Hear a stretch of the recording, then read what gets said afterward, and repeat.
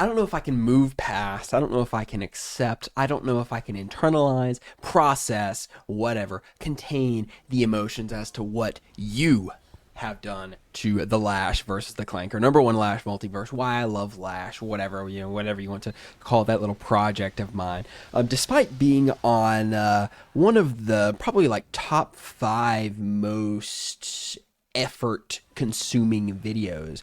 It was sort of one of the top five videos on the channel in which I placed the most effort into, if you kind of want to keep like hourly, like input as a primary factor. It has, the last time I checked, assuming I don't kind of pop off and start buying some view bots or something like that, right? 40 views. So I just wanted to, do some cracking as we do, and crack open and remind you that there are masterpieces on the Alex L channel that apparently you haven't seen. Because, okay, let's be real.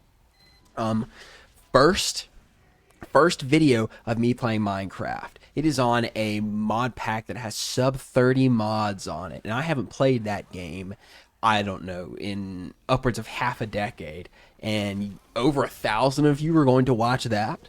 And not even 100 of you can bear to watch the love child, the profound modern day artistry single-handedly reviving the YouTube renaissance that is the Lash versus the Clanker. Yes, I did not upload last week, and that's my bad. I mean, okay, it's not really my bad. Like, I don't know, that was just kind of instinctual, we'll say. I got like COVID 82 or something. I got one of the top 5 most intense illnesses of my whole life last week. And as you can probably hear, I'm not all the way over it. It usually, for me personally, an illness is really a 2-day affair. Once I get ill, 2 sleeps from my getting ill, I am back. I am back in the saddle. I'm ready to go. I'm feeling good. But so it's Friday. I know you're not supposed to date videos, but whatever. It's Friday today for me. Last Thursday was the first day that I was definitely objective in the swing, like unwell, not just kind of I'm feeling bad. So I have been actively grappling with whatever illness I have for over a week now, and it's pretty bad. I'll spare you all of the horrible, grotesque details. But as for today's actual topic, sort of by checking I don't know if you can kind of know this or recount this, because interestingly enough, these videos, what you're watching now, never broken 1,000 views, whatever. And honestly, it's not a huge surprise when one of these videos ends up in just the double-digit range, kind of similar to the Lash and the Clanker, right? But these videos have a really high watch-through rate. So the small crowd of, I don't know, 2-3 dozen people that do enjoy these videos, they really like it and they watch the whole thing. But anyway, when you can see my eyes going up to where they are now on my phone, I can see how long I've been recording for, so I can kind of like make reference to whatever that is. And I've managed to go on a like 80-90% basically wholly and totally irrelevant tangent for 3 minutes and 49 seconds as of right now, as it stands. But the topic of today, what you and I are going to be talking about, and kind of the chatting environment that we're going to be facing, is something that has kind of fallen out of the sort of kosher, acceptable conversational zeitgeist of the modern day at large, is on masculinity. It's kind of ironic to me that in an age wherein sort of consideration and studying and contemplation of genders and their roles is like in the limelight, right? I mean, we discuss these things many more times, like multiple more times than, I don't know, say 2-3 decades ago. I mean, let's start by thinking like upwards of a decade ago, right, the 20 teens, and then you just keep going back, and I think it just keeps declining. And so it's something that, I mean, there are literal degrees. I used to walk by a sign at the university that I went to that was advertising a gender studies degree. So this is kind of entered what we seriously talk about, what we seriously chat about, to conversate and look to learn. You know what I mean? Of what's going on there. So it's fascinating to me that because this has just so firmly cemented itself as something we talk about in the modern day, I don't really hear it talked about much anymore. I mean, if I'm hanging out with my family, if I'm hanging out with my friends, if I'm at work, whatever, sort of the placement of gender roles and what they have going on is just, I mean, it's kind of like dead as something that is conversationally okay. And perhaps that's because of things like intensive studies in the form of degrees have inherently kind of politicized the existence of the conversation, or the potential existence of the conversation. But anyway, the actual typical conversational point that I want to kind of focus on today is gender roles and masculinity in my case. I work in trades. We've already talked about this. You already know this, but it's something new. I haven't been doing it for long. I haven't even been doing it for half a year yet, and so it's a really rather new era. You know, it's a new stage in my life. It's not something that I'm really experienced with or have been doing for a whole lot. And I think you can tell. You can kind of look at me and tell that I'm not a guy who's been working on construction sites for a few years now. And so because I am in trades, I mean, we do stuff that's challenging every now and again, and you very, very, very frequently work in a team environment, and so it is regular that you will be doing hard stuff with new people. That's a common, that's a given thing at really, I imagine, quite a few workplaces, but especially this one. And so I have been hanging out with a bunch of dudes. I kind of miss that. You know, me personally, I was deeply immersed in academia for like my whole life. Like I was in school early. Anytime that I got out of school early, and when I say get out, I mean like graduation. It is because I'm getting into the next one early. It's like I have been just like held underwater in terms of academia for really my whole life. And kind of getting out of that, moving more and more into sort of the real world, if that's an admirable title for you.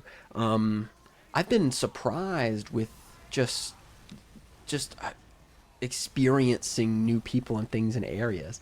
And a big thing that I've come to mind to kind of think about recently is, and this is actually something I've chatted about in a previous video, has been this interesting kind of shifting tide moving forward of small, minute changes that happen throughout generations, that end up kind of cementing themselves as substantial changes. And so, for example, for me, I think it's really quite common knowledge now that my generation, Gen Z, we kind of catch a lot of shit because the okay, now I see why people don't talk about this. It inherently leads into some politicized points. Okay, let's lay this down flatly and plainly so that we can hopefully look at it in the light that I'm trying to look at it in. Gen Z, older generations kind of hate on us. The most boomers that you will meet have some shit to say about Gen Z, and okay, maybe most is a little bit of a generous term, but a substantial, sizable number. I would describe, generally speaking, Gen Z's relationship with older generations as kind of being antagonistic, right? There are more mean things to say than nice things to say. And that's because the general consensus is that Gen Z is ruining America because we are utterly and completely financially illiterate. The example that I'm looking to make here with that is that I think that is just completely and utterly monstrously untrue. I think that the groups of people who are really happy to kind of just come down on and shit talk the modern day folks for, attempting to scrape and scrounge and find space in the adult economic area and kind of carve out somewhere, find a little place to live, see if you could kind of find a place that is conducive to your survival. I think that is only possible and only can be done with a little bit more substantial of a sort of worldliness, of a sort of fiscal responsibility than previous generations had or needed to have. So, for example, when I was going to college, it's man also a long story, but by the end of my degree, I knew one person who was still living in town. Um, my going through college was really this final uptick of cost of living. It's like most of my analytics on YouTube tell me that my kind of demographic is my most popular viewership demographic. So, men aged 20 to 24 in America, the UK, and Russia, strangely enough, are my biggest demographics for at least viewers who register their demographics onto something that I can see. And so yeah, if you're kind of in my space, you're probably at the very least a little bit aware of how there's kind of proof of this time being a little bit difficult to kind of stay afloat in financially because there are all kinds of people. There are people dropping left and right who can't do it, who can't keep it up, who can't sustain it. So making space and making that work, finding a way to get all that to happen is challenging. And then with anything that is kind of inherently challenging, you must exert yourself. And with exerting yourself, you kind of, in some capacity, find a way to express yourself. And then expressing yourself, boom, there comes the involvement of gender roles. There's me catching on to that. And so what I wanted to chat about with that in particular was how I went to school for music. I've studied music for the past multiple few years of my life. And in high school, I was a fan of, well, I guess in high school and in college, I'm quite a fan of the sports that are less dexterously demanding and more, I don't know, I guess you could say competition focused. I mean, like, that's not a good way to put it. Sorry, my bad. I'm not an expert linguist. I like combat sports now, and I liked running sports in high school. There you go. And putting these things together has kind of single-handedly given me, like, all of my positive traits. When I look back and kind of review my actions and get a little bit of a grip of who I am, through retrospect, right? Not through a sort of hypothetical, oh, I will do this and I will do that. No, what objectively and truthfully has already occurred. The traits that I developed as a long and short distance runner and as a pianist are just, I mean, they're the lion's share of what's good going on there. And naturally, sort of what I've kind of come to think about more as I come to realize such sizable revelations is what would my situation be had that not been the case? Who am I if I didn't deeply immerse myself in sports growing up? And then kind of, I want to lump in music as sports as well. Let's just call them extracurricular activities. How about that? I mean, I wasn't in school the whole time I was doing them, and so there is no curriculum for me to exist outside of hobbies. We want to go hobbies. We maybe we'll go as broad as hobbies.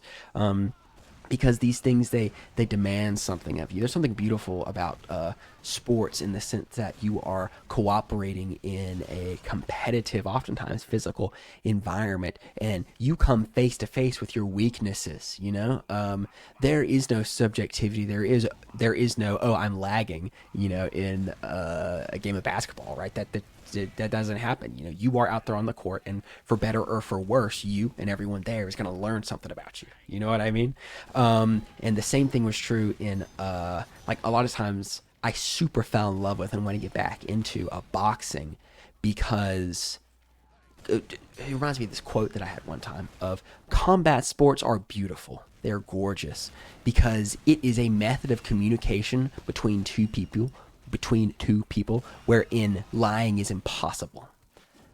A fight between two people, a competitive fight, like a gentlemanly fight, like, yeah, we're exchanging fisticuffs or whatever, but, if you fall to the ground, I'm not about to start curb stomping you, you know what I mean? It's still a safe environment. It becomes a conversation between the two of you, and neither of the two, you aren't capable of lying. You can't lie because your body and your skills will tell the truth. Similarly to music, you get up on there on that live stage and you perform from memory, and you either succeed or you fail again in front of yourself and dozens to hundreds of others, whatever it may be. And so that's kind of a crucible.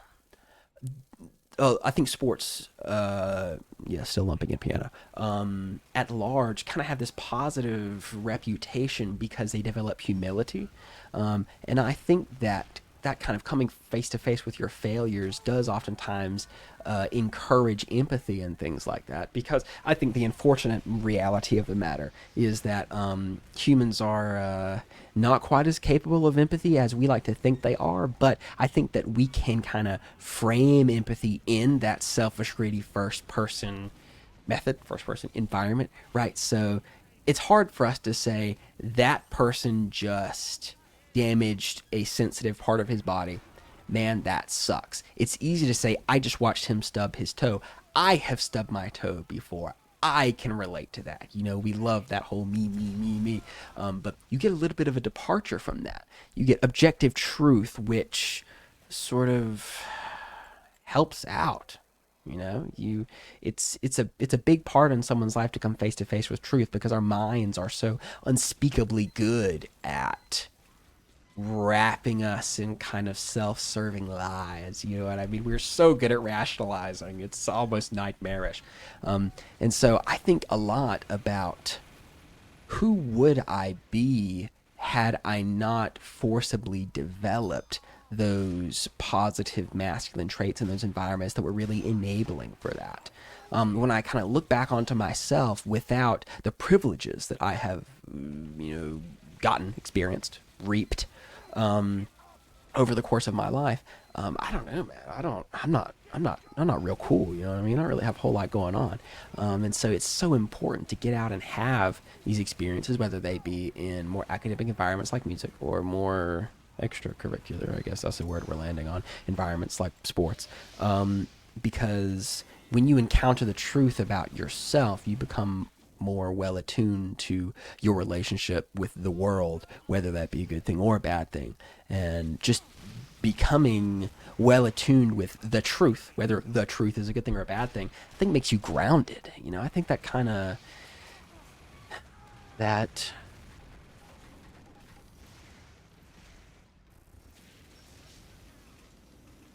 there's a certain type of wisdom that you get from like being right, if that makes sense. Whole conversation was meant to be about gender roles kind of subtly being two sides of the same coin. You know what I mean? Like whenever I think of the word strong, strong, it's really easy for me to imagine a way wherein someone can be strong in a masculine or in a feminine light. That's something that applies to both men and women. I think men and women share the word strong in my sense. And though, we can get into the down deep into the crazy nitty gritty and really try to dissect that apart. But I mean, kind of why would you? You know what I mean? If you want to also go for considerate, there's a great many ways wherein I can imagine considerate being a masculine and a feminine attribute. You know what I mean? And so all of these things that happen to be sort of registered in these different ways on the coin of masculinity and femininity are really a lot of positive traits. Like we really like to attach positive traits to gender roles, and don't get me wrong, there are negative traits attached to gender roles. They do exist, but I feel like there's more positive ones that we at least enjoy and choose to perpetuate. And these positive traits that you get are done through living your life. Getting out there, seeing some things, getting hurt, and recovering from it in the end. But to be honest with you, that's all.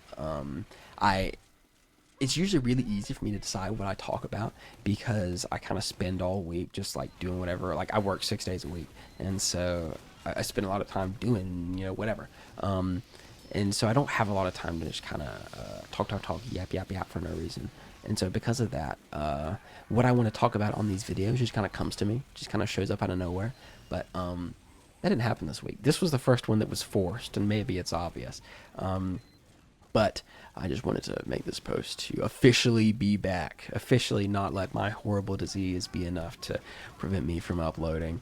If you have any questions, let me know. And if your question is, should I go watch The Lash versus the Clanker? The answer is yes. I am going to try to get modded Skyrim on my computer. That's a goal of mine moving forward. I hope to get that done in the next few months. And so I want to play some Skyrim on the channel. I want to make a little bit of a modded Skyrim list. That's just Skyrim is too big of a portion of my gamer experience for me to not play and talk about it. There's some important things that you and I can kind of cover and chat over on there. But regardless, thanks for your time. I don't even know if I'm going to title this one on gender roles or on masculinity or whatever, because it's been 21 minutes. I think I spent 3 or 4 minutes talking about actual gender roles, and then the entire rest of the video has just been, I don't know, random talking. But I guess that's what happens when I go 2 weeks without uploading, just a random yapping video. I have a build up. We have a blockage going on. So anyway, speaking of blockage, I gotta go blow my nose. So I'll see you later. Thanks for stopping by, and here's hoping that this Saturday is a pretty excellent one. I'll see you later. Thank you.